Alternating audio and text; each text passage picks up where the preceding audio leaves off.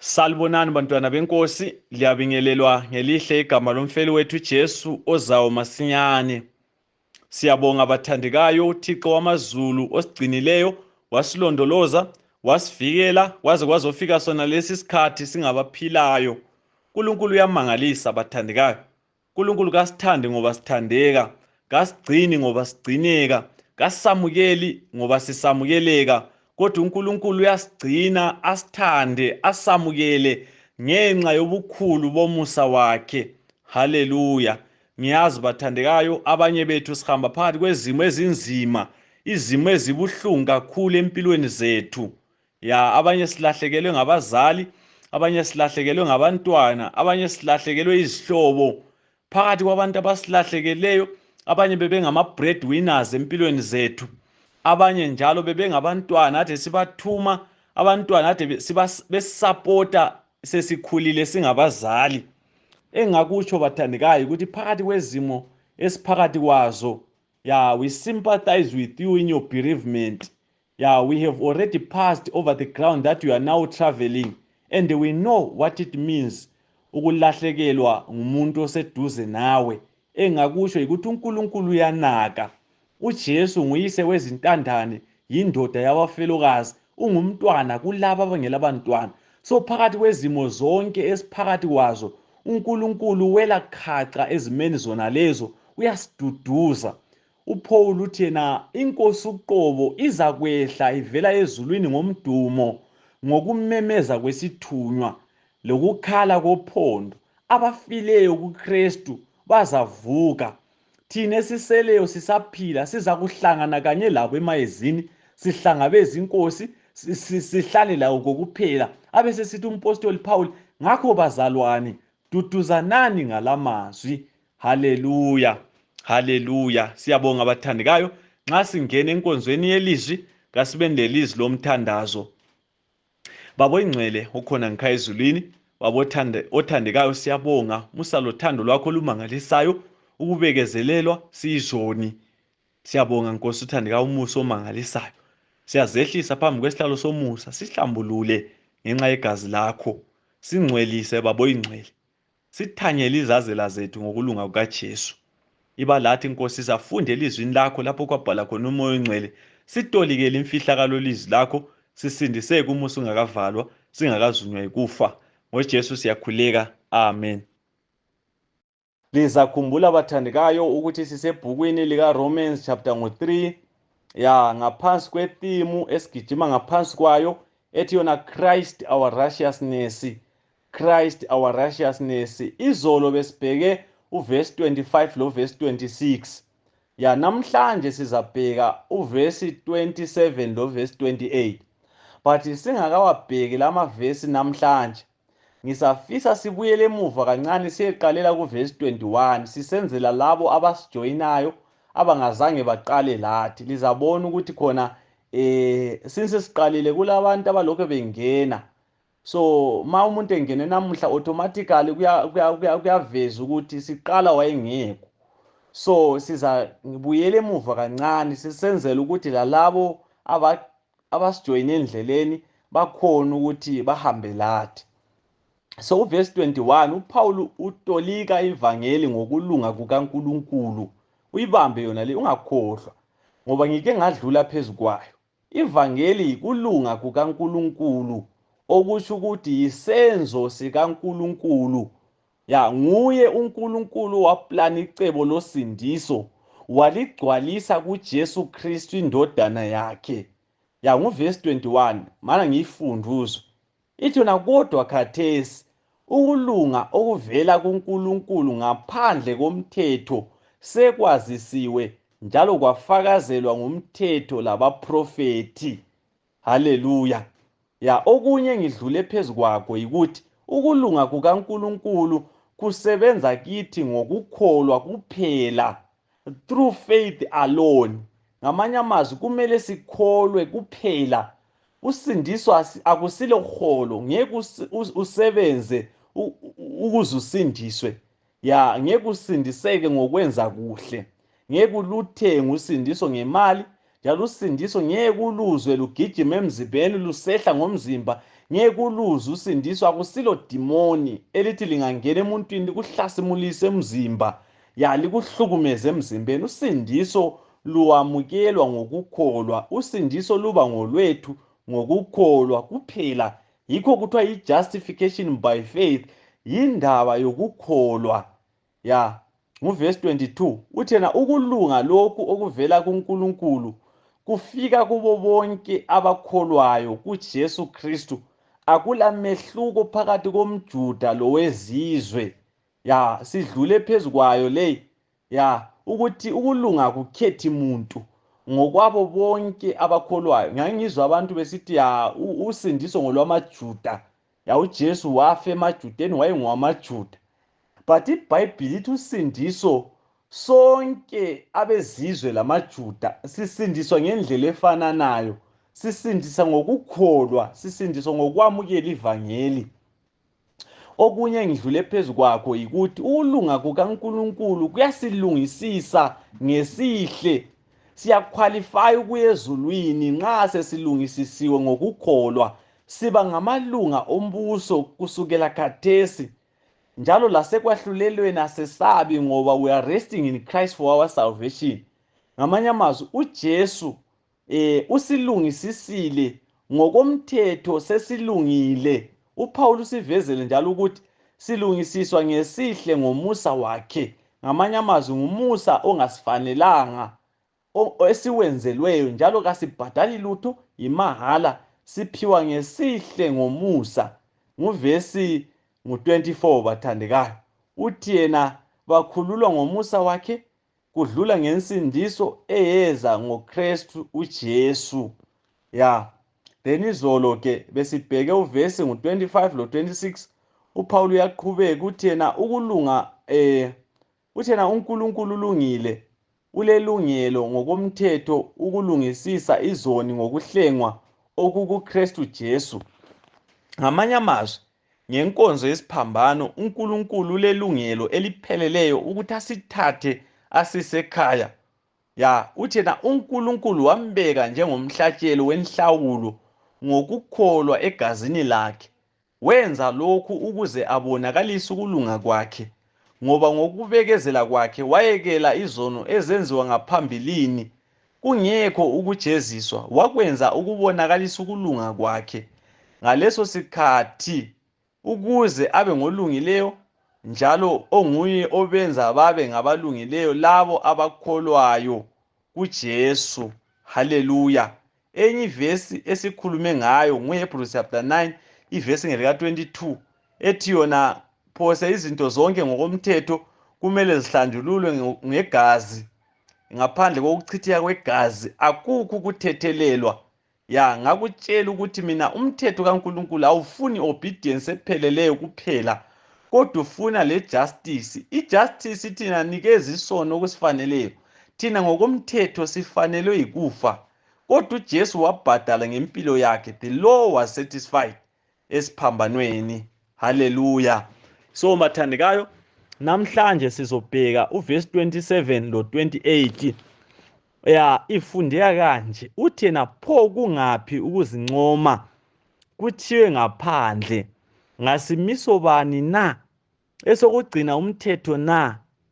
Hashi, kodwa ngesokukholwa. Ngoba siyaqinisa ukuthi umuntu ulungisiswa yikukholwa langaphandle kokugcina umthetho. Haleluya.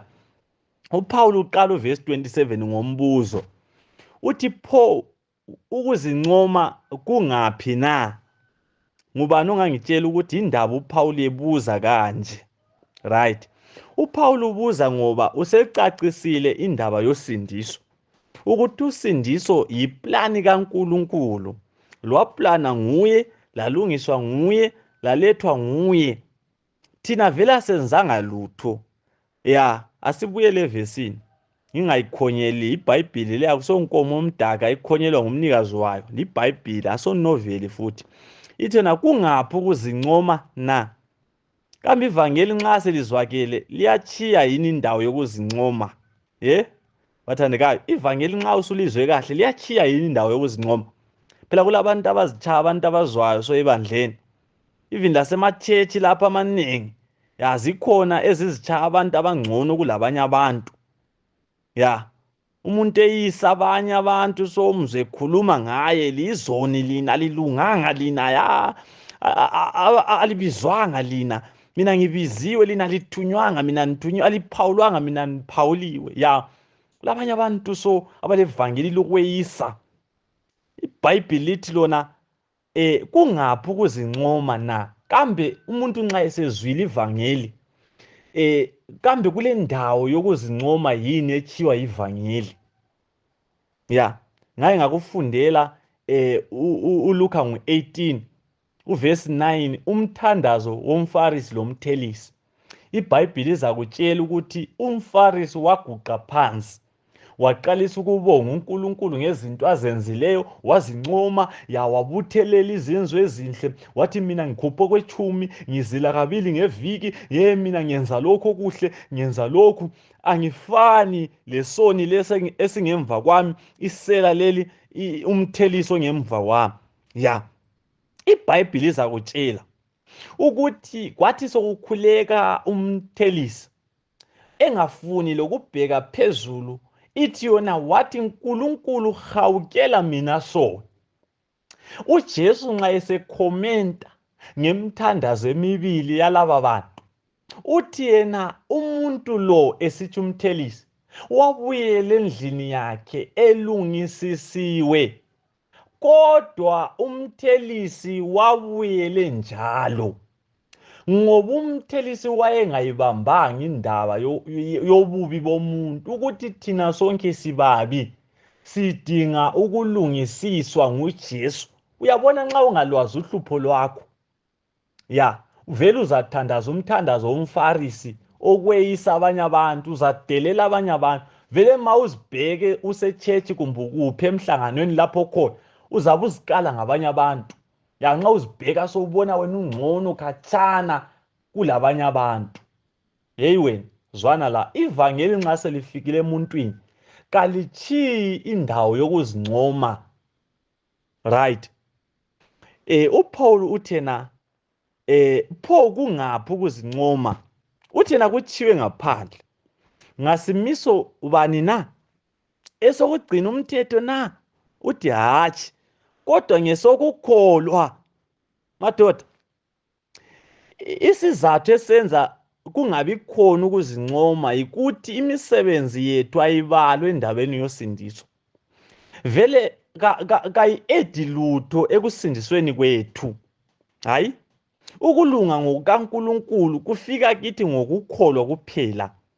madoda ayikho iground yokuzincoma komuntu ngemsebenzi ungafunda u1 Corinthians chapter 1 ivesi ngelika 30 zwana uthini uPaul uthena ukuze kungabi lamuntu ozazincoma phambi kwakhe ngenxa yakhe lina likuKristu Jesu yena osebe yikuhlakanipha okuvela kuNkulunkulu esenzela thina okuyikulunga kwethu ubungcwele lokusindiswa zwana uvesi 31 uthi ngakho-ke njengoba kulotshiwe ukuthi lo ozincomayo kazincome enkosini uyezwa yini ithi yona ozincomayo kazincome kuphi enkosini bathandekayo nxa ivangeli usulizwile walamukela akusekho ukuzincoma ngemsebenzi yakho akusekho ukuzincoma ngokwenza kwakho akusekho ukuzitshaya umuntu ozwayo udelela abanye abantu ubhekelela abanye abantu phansi ubona ngathi nxa ungekho echurch izinto azihambi yawubona ngathi wena nxa ungakhethwanga waba yi-departmental leader i-church ayisoze iqhubeke phambili funa ukukutshela ukuthi wena nxa usulizwe kahle ivangeli akusekho ukuzincoma kuphele enkosini kuphele enkonzweni yesiphambano bathandekayo ukuzincoma kwethu kusesiphambanweni yikho ngakuculela ingoma ethi yona limiphi ithemba lami na egazini likaJesu kuphi ukulunga kwami na egazini likaJesu ngibabaza ubani na uJesu ngegazi lakhe ngodumisa ubani na uJesu ngegazi lakhe haleluya haleluya so ayikho indaba yakho la ya asifuni kuzwa ngawe kulabanye abantu abathi bengama phambi kwebandla so uyaqalisa ukusitshela ngaye, asitolikele ngaye ukuthi yena ubiziwe, yena uyakhuluma lo nkulunkulu, yena uyazwakala unkulunkulu mayekhuluma. Yeyi, asifuni ukuzwa ngawe, sifuna ukuzwa indaba yesiphambano, ngoba ukulunga kwethu kusegazini likaJesu. Ithemba lethu lisegazini likaJesu, ukubabaza kwethu kusegazini likaJesu, ukudumisa kwethu kusegazini likaJesu. Ngamanye amazwi, zonke ingoma zosindiso zisukela esiphambanweni, zizalwa esiphambanweni. Ingoma zonke zokudumisa zizalwa esiphambanweni. So ngamanye amazwi, akufikwe entabeni yaseZayoni ungadlulanga entabeni yaseKalvari, lapho indodana kaNkulunkulu eyachitha igazi layo, kwachitheka igazi, sabhadalelwa sonke, sahlawulelwa ngegazi likaJesu. Ukuze uyefika eZayoni ngalo usudumisa ucula ingoma kaMose leWundlu, kumele udlule entabeni yaseKalvari, afe wonke umina, kufe yonke ipride, kufe konke ukuzazi, kufe konke ukuziphakamisa lakho konke ukuzitshaya umuntu ozwayo. Awusilutho wena, vele awusilutho wena. Kulabanye abantu futhi abacabanga ukuthi bangakhuleka bona amadimoni aphume. Vele uSathane kakwesabi futhi, ngifuna ukukutshela, uSathane uyesaba impi, uJesu kuphela indoda yesiphambano. Wena lami uSathane uyadlula ngejambo, vele kasizwa lokuthi sikhona. Sungazitshaya umuntu othandaza uzwakale wena. Nxa sokufika isimo esifuna umthandazo ukuthi abanye kabame eceleni, uyathandaza wena ayisulutho wena. Uzwana ngikutshela, ukulunga kwethu kusegazini likaJesu. Lanxa uthandaza ukuthi amadimoni aphume, ungazitshaya umuntu ozwayo. Zwana, ithemba lakho lisegazini likaJesu. Haleluya. Ngamanye amazwi, evangelini madoda, akukho ukuzincoma komuntu, akukho ukuziphakamisa, ipride yatsha yonke esiphambanweni, akukho umina. Ngoba ku-justification by faith madoda, konke ngokukaNkulunkulu. Haleluya. Ngihamba uyefunda uJesu nxa ekhuluma labafundi bakhe sevalelisa kuMatthew 19 verse ngelika-20, uthi aphiwe mina amandla wonke ezulwini lasemhlabeni. Aphiwe bani? Amandla kaphiwa nguNdlovu bathandekayo, amandla kaphiwa ngu-elder, amandla kaphiwa ngumfundisi, kodwa amandla aphiwe uJesu. That's why ukuzincoma kwethu kuphela kufihlwe esiphambanweni. Haleluya, haleluya. Akula mandla aphiwe umuntu, amandla kuJesu. Akula muntu olamandla la, amandla kuJesu. Ungazitshaya umuntu ozwayo wena, uhamba uphokothela ukunyayela ucabanga ukuthi indaba ikuwe. Indaba ikuJesu lesiphambano sakhe. Yikho lapho kulosindiso khona. Lanxa ungumtshumayeli, utshumayela, yazi ukuthi ukusindiseka kwabantu akukho elizwini olisebenzisayo, akukho kuwe. Nxa utshumayela, yazi ukuthi ukusindiseka kwabantu lethemba labantu lisesiphambanweni. Ungabizela abantu kuwe, bizela abantu kuJesu. Amandla aphiwe uJesu. Le ngoma so ethi yona, umsindisi uthe awunawo amandla. Haleluya. Umsindisi uthe wena ulawo amandla. Linda ukhuleke, letha kimi konke. Haleluya. So bathandekayo, ukuzincoma akukho evangelini, akukho ukuziphakamisa evangelini. Ungabona uziphakamisa, awukayambulelwa inkonzo yesiphambano. Awukabi kwazi, awukafihli impilo yakho esiphambanweni kuJesu. Ngoba ku-justification by faith konke ngokabani bathandekayo? NgokaNkulunkulu. uPaul ugcina ngokuthi umuntu ulungisiswa yikukholwa langaphandle kokugcina umthetho. Uyayizwa yini bathandekayo? Uyezwa yini wena othemba ukulunga ngomthetho? Manje uzamani wena? Wayutatarika uzama ukuzisindisa ngemsebenzi yakho? Awuyizwa yini iBhayibheli ithini kuwe? Ithi ngoba siyaqinisa ukuthi umuntu ulungiswa yikukholwa langaphandle kokugcina umthetho. Akusimi iBhayibheli bathandekayo, futhi asovangeli lami ngelikaNkulunkulu. Noma ungacaphuka sowungizondele uthi lo mfana uzwakala ngathi uyekethisa umthetho kaNkulunkulu. Hayi, wena ngongezwayo. iBhayibheli lithi yona umthetho siyawuqinisa, siyawusekela. Haleluya. Ya, noma ungangicaphukela wena othemba ukugcina umthetho, uzazuzwe kuphela ngoba angixolisi madoda. Usindiswa soholo alusetshenzelwa isipho lesi. Ya, usamukela ngokukholwa ubususindiseka. Haleluya. Ngiyakuncenga mfowethu, ngiyakuncenga dadewethu. Funa kufe konke ukuzincoma khona lokhu. Kungafa kuphela esiphambanweni. Nxa sifike esiphambanweni, akusekho ukuzincoma, akusekho ukuziphakamisa, akusekho ukuzitshaya umuntu ozwayo, ukuzitshaya isihlakaniphi. Ngoba ukuhlakanipho yethu yonke ifihlwe kuJesu. NguJesu ukuhlakanipha kwethu, nguJesu ukulunga kwethu, nguJesu yikho konke kwethu. Haleluya. Ngiyakunxusa mfowethu, ngiyakunxusa dadewethu, woze uzohlanzwa egazini likaJesu, woze uzolungisiswa esiphambanweni ngenkonzo yegazi likaJesu. Ngiyakunxusa nxa uvuma lami, asikhuleke. Baba oyingcwele, sazehlisa sikunikeza impilo zethu. Diliza ivangeli lokuzethemba Baba, diliza konke ukuzazi, diliza ukuziphakamisa umina. Sicela usihlanze ngegazi likaJesu esiphambanweni, sibe ngabamnene abantu abathembe wena lokulunga kwakho. Siyabonga Nkosi ukusitolikela indaba yokusindiseka kwethu.